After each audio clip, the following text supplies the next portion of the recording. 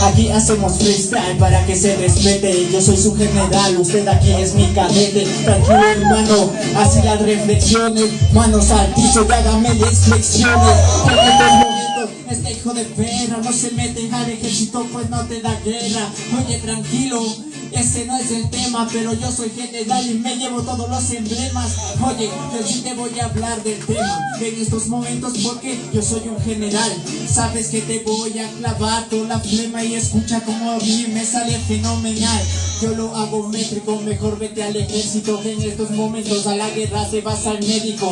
Oye tranquilo, está todo de blanco. En estos momentos sabes que yo no me estanco.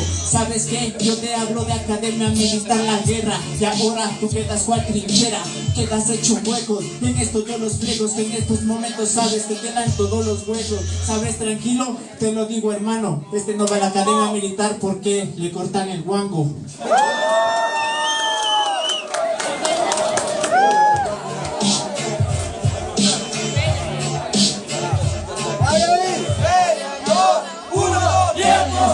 Está esperando que se lo meta el guango en el cuartel. No te das cuenta que mi guango se respeta. En serio, no nos portas mal. En serio, yo no soy de los que obedecen al general. Te das cuenta que lo mío es bien potente. General, lo siento brother, te presento, yo soy el desobediente. Es por eso que te hago, espero que te corras. El corte milico se lo tapa con tremenda gorra. ¿Qué te pasa, loco?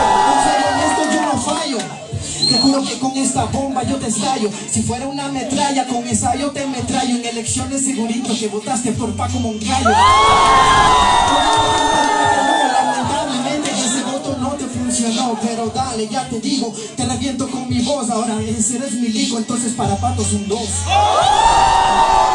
quieres hablar, te falta mucho de skill como para poderte comparar. En serio brother, yo lo hago bien clásico, práctico. Por eso esto viene from bien artástico.